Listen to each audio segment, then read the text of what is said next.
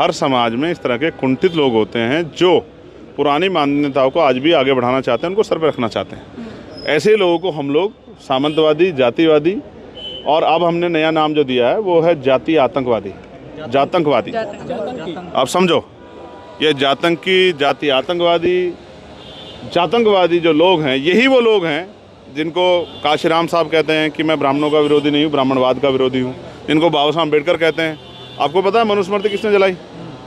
बाबा साहब अम्बेडकर ने ब्राह्मण समाज के एक आदमी को समझाया कि भाई ये मनुस्मृति तो महिलाओं के खिलाफ है, और आप कहते हैं कि हम महिलाओं का सम्मान करते हैं, तो आपको इस मनुस्मृति को जलाना चाहिए, तभी तो मनुस्मृति जली। कई बार समझाया है कि एक्शन का रिएक्शन होता है, किसी को ज़्यादा दबाने का काम करोगे तो कल वो आदमी डट के खड़ा हो जाएगा, फिर क्या करोगे। एटा में यही तो हुआ है, और एटा जैसी सिचुएशन कहीं और जगह बन सकती है।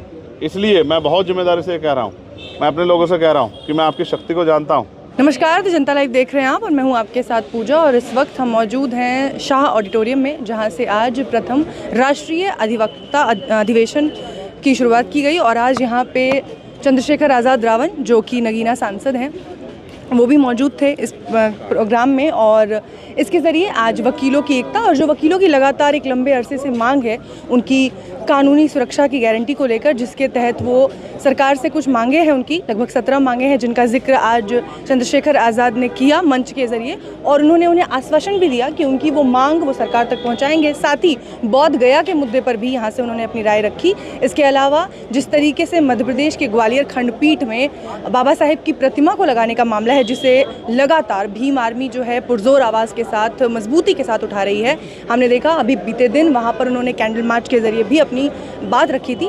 ऐसे में इन तमाम मुद्दों पे उनका क्या कहना है, खुद उनसे जान लेते हैं, और उनकी राय किस तरीके से वो इस पूरी व्यवस्था को देखते हैं, और आगे ग्वालियर वाले मामले पे और बोध गया वाले मामले पे क्या कुछ वो करने वाले हैं, क्या उनकी रणनीति है, इन तमाम चीज़ों पे उनसे खुद चर्चा करते हैं। क्योंकि ये अधिवक्ताओं के बीच का मामला है, और क्योंकि ये हाईकोर्ट के अंदर लगनी, अगर वो ज़मीन बाहर किसी सार्वजनिक जगह पे लग रही होती, सरकारी जगह पे, तो उसका हस्तक्षेप अलग तरीका होता। लेकिन क्योंकि ये हाईकोर्ट में लगनी है, तो हमें बहुत समझदारी से, क्योंकि इस तरह का जो है सिचुएशन ना बने कि लॉ एंड ऑर्डर बिगड़े और कोई इस तरह की परेशानी खड़ी हो, हमें बहुत सारी चीज़ें समझनी है। हालांकि हमारे लोगों के मन में, जो बाबा साहब अम्बेडकर में आस्था रखते हैं, उनके मन में बहुत गुस्सा है कि जब जो हाईकोर्ट के चीफ जस्टिस है उन्होंने ऑर्डर कर दिया था और वो लगनी थी, तो वहाँ से कई अधिवक्ताओं के इस तरह के स्टेटमेंट भी आए, और ऐसा लगता है कि वो बाबा साहब अम्बेडकर के विचार के खिलाफ है। तो मैं फिर आपको स्पष्ट करूंगा कि ये लड़ाई जो है अलग तरह की लड़ाई है, उसको उसी तरह कानूनी तरीके से हम लोग लड़ेंगे। और मैं आज आपसे नहीं कहता क्या होगा, लेकिन ये संघर्ष हमारा जारी रहेगा, क्योंकि हमने 11 तारीख को जो है ग्वालियर में एक बड़ी सभा बुलाई है, जिसमें हम लोगों के जो लोग वहाँ के जिनके तकलीफ है इस बात की, उनके साथ बैठकर चर्चा करेंगे, और आगे लड़ाई किस तरह लड़नी है उसको भी आगे हम लोग बढ़ाने काम करेंगे। वहाँ के जो अधिवक्ता हैं वो भी एक सम्मेलन बुला रहे हैं, वो भी मुझसे मिले, तो उन्होंने मुझसे मांग की थी कि भाई आपको हम सम्मेलन बुला रहे हैं, सारे अधिवक्ता बुला रहे हैं देश भर के, आपको भी आना है, हम चाहते हैं कि आप उसमें रहें। मैं उनके कार्यक्रम में भी कोशिश करूँगा कि उनके कार्यक्रम में भी शामिल हो। सर, यहाँ से आपने वकीलों की एकता की बात की, लेकिन दूसरी तरफ मध्य प्रदेश के वही जो बार काउंसिल के कुछ वकील हैं, वो बाबा साहेब को ही जो संविधान निर्माता है वो मानने से इनकार करते हैं। उनका एक वीडियो है, वो BN राव को कहते हैं कि वो संविधान निर्माता। देखिए, वो जो अधिवक्ता साथी हैं वो उन्होंने क्या, वो बहुत पढ़े लिखे नहीं हो सकते, उनको बहुत जानकारी नहीं हो सकती। कई बार कुछ लोग फर्जी डिग्रियाँ भी लेके घूमते हैं। अभी देखो, आपको पता नहीं, यहाँ हापुड़ में यहाँ अभी यहीं से कोई जो है कोई फर्जी यूनिवर्सिटी पकड़ी गई है, और मैं वो आई डोंट नो क्या नाम है उसका, लेकिन वो उस यूनिवर्सिटी से कितनी फर्जी डिग्री, हो सकता है ऐसी फर्जी डिग्री वाला कोई वकील हो, उसको क्या पता है। भारतीय संविधान के निर्माता को पूरे देश को तो पता है। अच्छा, ये जो केंद्र की सरकार जो भारतीय जनता यही मनाती है, संविधान दिवस मनाती है, और ये संविधान दिवस जब मनाया तो बाबा साहब अम्बेडकर की उसमें कसीदे पढ़े गए, बहुत बड़ी बड़ी बातें कही कि बाबा साहब ने ये किया, बाबा साहब ने वो किया, और 2 साल 11 महीने 18 दिन सब लोग शांत बैठ गए, लेकिन बाबा साहब संघर्ष करते रहे। तो वो कोई अगर ना पढ़ा हुआ आदमी को इस तरह की बातें कहे, तो क्या हमें उस पर सोचना चाहिए? देखो, बाबा साहब व्यक्ति नहीं, एक विचार, और वो किसी जाति के अंदर नहीं आते, किसी समाज के अंदर नहीं आते, और उनकी सीमाएँ किसी प्रदेश और देश तक नहीं है।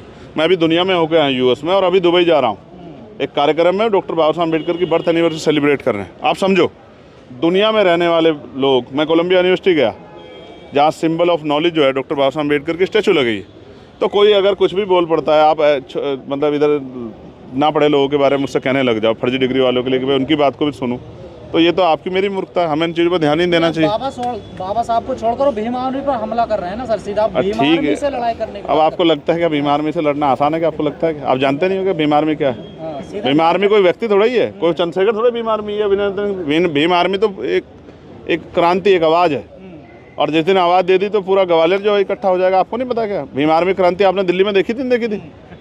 यहाँ फिर मैं कहता हूँ सरकारें झुकती हैं, कोर्ट झुकते हैं, आप क्या बात कर रहे हो? तो फिर मैं कहता हूँ देखो होता क्या है कि लोमड़ी कहती है कि मैं शेर से झगड़ा करूँगी, लड़ाई करूँगी, तो ज़्यादा कुछ नहीं होगा तो लोमड़ी के चर्चे हो जाएंगे कि भाई जो है लोमड़ी ने चैलेंज कर दिया। अभी भीम आर्मी को चैलेंज करना कोई बच्चों खेलेगा? भीम आर्मी के लोग पढ़े लिखे समझदार लोग हैं, संवैधानिक मर्यादा में सारे काम करते हैं, कानून का पालन करते हैं, संविधान को मानते हैं। और भीम आर्मी के लोग बहुत शक्ति प्रदर्शन नहीं करते, जब करते हैं तो फिर फैसले बदल जाते हैं। लेकिन राजपूत परेशान है भीम आर्मी से, कह रहे हैं जबरदस्ती बोर्ड लगा देते हैं ये लोग। नहीं, हम नहीं लगाते जबरदस्ती बोर्ड। जिसकी देखे लोकतांत्रिक व्यवस्था है, किसी गांव की इच्छा है मूर्ति लगाने की, गेट बनाने की, बोर्ड लगाने की, तो आप कैसे रोक सकते हो? और दूसरी बात, मैंने कई बार समझाया है कि एक्शन का रिएक्शन होता है। किसी को ज़्यादा दबाने का काम करोगे तो कल वो आदमी डट के खड़ा हो जाएगा, फिर क्या करोगे? एटा में यही तो हुआ है, और एटा जैसी सिचुएशन कहीं और जगह बन सकती है।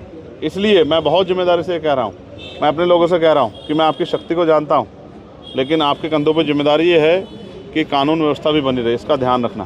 मैं अपने लोगों को समझाते कर रहा हूँ, मैं औरों की तरह नहीं कि उनको बढ़ावा दे कहूँ कि जाओ और जगह भी इस तरह के कार्यक्रम करो, अगर आपको परमिशन नहीं मिल रही है तो उनके भी रोक दो। नहीं, मैं उनको कह रहा हूँ कि संवैधानिक मर्यादाओं में काम करो, जिससे किसी की भावना को ठेस ना पहुँचे, लेकिन अपने हक अधिकारों का प्रयोग भी करने के लिए तैयार हो। क्या अनिल मिश्रा के इस प्रकार से छोड़िए, कमाल है। आप मतलब आप कोई कार्रवाई नहीं होती आपको क्या लग रहा है कि मैं उन पे कोई मतलब मैं बिना पढ़े लिखे लोगों के बारे में भी चर्चा करूं? क्या बात कर रही हैं आप? कोई आप समझो, बार एसोसिएशन का जजमेंट नहीं माने वो वकील। हाँ, ये सोचने का विषय है कि वो चीफ जस्टिस का ऑर्डर भी नहीं माने। देखो अब आप समझो, ये सवाल महत्वपूर्ण है कि वहाँ के बार काउंसिल कुछ एडवोकेट वो चीफ जस्टिस मध्य प्रदेश का ऑर्डर भी नहीं मानते। इसका मतलब क्या है?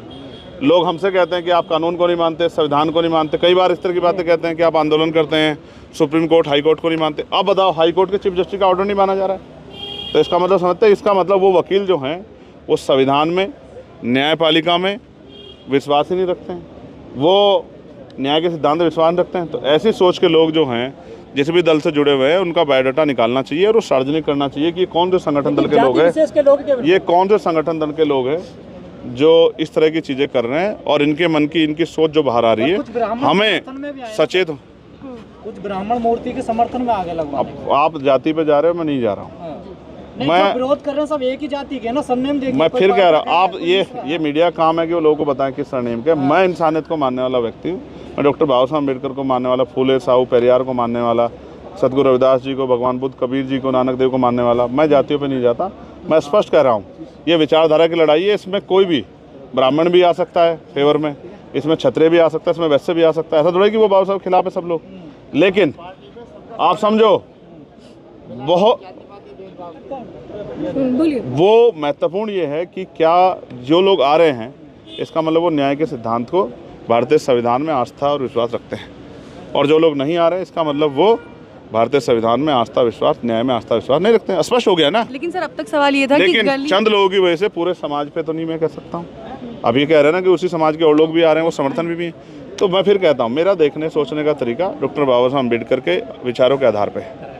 जो जैसा करेगा उसको वैसा ही समाज वो देगा। मैं तो कहता हूँ, अभी उन्होंने, हमारे लोगों ने, भीम आर्मी के लोगों ने मीटिंग करके कहा कि जो लोग इस आंदोलन के खिलाफ है, जो बाबा साहब की मूर्ति लगने दे रहे हैं, अगर ये भविष्य में किसी भी चुनाव को लड़ने आए तो इनको चुनाव में जबरदस्त शिकस्त देके भेजना है। तो लोकतंत्र में हमारे पास शक्ति है ना।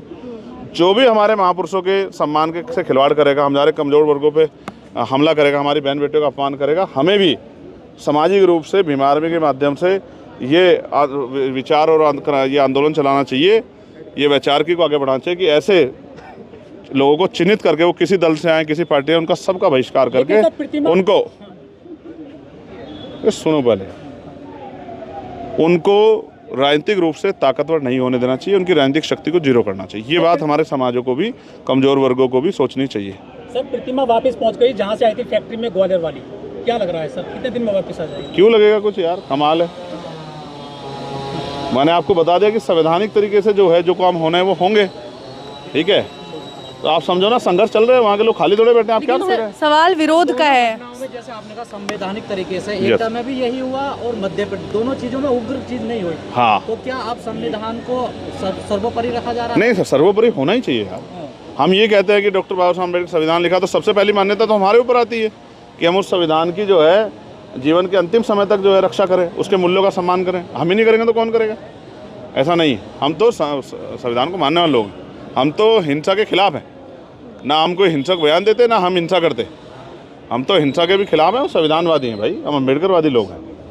सर घर घर सिंदूर बांटा जा रहा है, ऐसा कहा जाता है। 9 जून से खंडन कर दिया बीजेपी ने। बीजेपी ने खंडन कर दिया। आप क्या सर सवाल ये है कि अब तक गली मोहल्लों में जो चीज़ें होती थी, जो विरोध जताए जाते थे, वो न्यायालयों में, जो न्याय का मंदिर है, जहां वकीलों की जो बात की जाती है, तो जो दूसरों को न्याय दिलाने का काम करते हैं, जब वो इस तरह से खुल के जातिवादी मानसिकता दर्शाने लगते हैं, तो समाज में एक चिंतन जाता है कि आखिर समाज जा कहाँ रहा है। ये देखिए, चारों उंगलियां भी बराबर नहीं होती। हर समाज में इस तरह के कुंठित लोग होते हैं जो पुरानी मान्यताओं को आज भी आगे बढ़ाना चाहते हैं, उनको सर पर रखना चाहते हैं। ऐसे लोगों को हम लोग सामंतवादी, जातिवादी, और अब हमने नया नाम जो दिया है वो है जाति आतंकवादी, जातंकवादी। आप समझो, ये जातंकी, जाति आतंकवादी, जातंकवादी जो लोग हैं, यही वो लोग हैं जिनको काशीराम साहब कहते हैं कि मैं ब्राह्मणों का विरोधी नहीं हूँ, ब्राह्मणवाद का विरोधी हूँ, जिनको बाबा साहब अम्बेडकर कहते हैं। आपको पता है मनुस्मृति किसने जलाई? बाबा साहब अम्बेडकर ने ब्राह्मण समाज के एक आदमी को समझाया कि भाई ये मनुस्मृति तो महिलाओं के खिलाफ है, और आप कहते हैं कि हम महिलाओं का सम्मान करते हैं, तो आपको इस मनुस्मृति को जलाना चाहिए, तभी तो मनुस्मृति जली। आप समझो, हर जगह अच्छे लोग भी हैं, बुरे लोग भी हैं, तो हमें बुरे लोगों का विरोध करना है और अच्छे लोगों का साथ बढ़ाना। अगर सोचो हम उन अच्छे लोगों का साथ नहीं बढ़ाएंगे तो फिर उन समाज में अच्छे लोग कहाँ से तैयार हो पाएंगे? कई चीज़ों की जिम्मेदारी हम पे भी है। अगर हम सामाजिक परिवर्तन चाहते हैं तो हमें इस बात का भी ध्यान रखना है कि जो किसी भी जाति धर्म का आदमी सामाजिक न्याय के साथ खड़ा है, सामाजिक समानता के साथ खड़ा है, सामाजिक मूल्यों का, संविधान के मूल्यों का सम्मान कर रहा है, उसका विश्वास बढ़ाना, उसकी ताकत बढ़ाना, उसका मनोबल बढ़ाना भी हमारी संविधानवादियों की जिम्मेदारी है। ऐसे लोगों का सर लाइसेंस? हाँ, कल मैं गया था बिहार परसों, और मैंने बहुत जोर शोर से उनकी मांग उठाई कि बनते विनयाचार्य जी को झूठे आरोपों में जेल में बंद किया, सरकार को बनते विनयतन जी को बिना शर्त रिहा करना चाहिए। और अभी बिहार की हमारी टीम शायद कल या परसों से लगातार जो है उनकी रिहाई के लिए और BTMC एक्ट खत्म कराने के लिए धरने बैठने का काम कर रही है। और हो सकता है हमारा जो इस बार राष्ट्रीय दिवस है 21 जुलाई का, वो बोध गया में ही हो, क्योंकि हमेशा उसमें लाखों लोग इकट्ठा होते हैं। ये एक तरह का सिंबल है उस क्रांति के लिए कि BTMC एक्ट खत्म हो और बौद्धिस्टों को बोध गया में उनके हक अधिकार मिलने चाहिए। उनका जो है बोध गया पे, उसकी वैचारिकी पे जो है उनका सम्मान होना चाहिए और वो उनके हाथ में होना चाहिए। Thank you.